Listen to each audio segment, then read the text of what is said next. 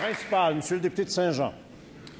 Nous pouvons lire ce matin dans Le Soleil que la Fondation pour l'alphabétisation est menacée de fermeture. Cette fondation va être 10 000 personnes par année à vaincre l'analphabétisme. Elle mène son combat s'appuyant sur l'aide bénévole de plusieurs personnalités qui reconnaissent l'importance du problème. Marie-France Bazot, Alban Damour, Jean-Claude Germain. Après la malheureuse déclaration sur les livres et les bibliothèques scolaires du ministre de l'Éducation, il a voulu se faire pardonner. Le 8 septembre dernier, il est allé remettre des prix lors de la Journée internationale de l'alphabétisation, où il a souligné l'importance de cette fondation. Informé des difficultés financières de la fondation, il s'est engagé à débloquer le financement et à le verser avant le 30 septembre. Nous sommes le 8 octobre et si rien n'est fait maintenant, la fondation devra mettre la clé dans la porte. Est-ce que le ministre de l'Éducation va respecter son engagement et s'assurer que le financement vienne pour que la fondation poursuive ses activités? Monsieur le ministre de l'Éducation. La réponse est oui, Monsieur le Président. J'ai assisté comme le député à leur journée. C'est une journée extrêmement importante. L'alphabétisation au Québec est extrêmement importante. Je prenais ce matin que le sénateur Jacques Demers disait que le Canada devrait consacrer plus d'énergie à l'alphabétisation. Vous savez, Monsieur le Président, il y a des adultes qui actuellement ont de la difficulté à lire. Et le député était avec moi lorsque quelqu'un a fait un témoignage. Ça lui a pris 7 ans avant de réussir à lire des livres de façon correcte. Et même, il nous expliquait toutes les stratégies qu'il faisait pour cacher cette problématique. Donc, je dis aux députés, oui, l'argent est au rendez-vous. Nous sommes en train d'attacher les derniers fils. Et pour nous, l'alphabétisation est tellement importante qu'on va continuer à y investir des montants assez importants. Première complémentaire, Monsieur le député de Saint-Jean. Monsieur le Président, pendant que le ministre fait de la couture, les gens de la Fondation sont en train de préparer leur boîte. Donc, ce n'est pas de la parole que nous avons besoin des paroles. Les gens de la Fondation sont dans les tribunes actuellement.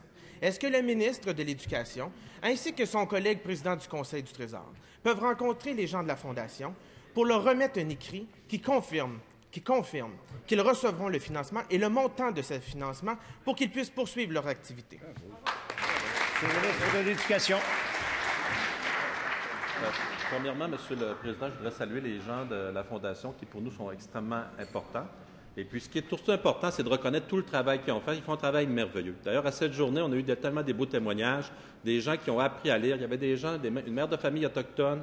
Il y avait également une personne qui venait de l'étranger, musulmane, qui nous expliquait la difficulté qu'elle avait eue au niveau de l'apprentissage. On avait quelqu'un de Charlevoix qui nous a expliqué toutes les stratégies qu'il utilisait auparavant pour essayer de montrer qu'il était capable de lire, mais au fond, il n'était pas capable de lire, et même le député est témoin, ça permettait à ces gens-là de justement avoir une progression au niveau de leur emploi. Oui, ça m'a fait plaisir de les rencontrer, parce qu'à chaque fois qu'ils veulent me rencontrer, ça me fait plaisir de les voir, discuter avec eux autres. C'est tellement des gens qui ont une mission noble, il faut juste les féliciter, et j'espère que le député va le faire également.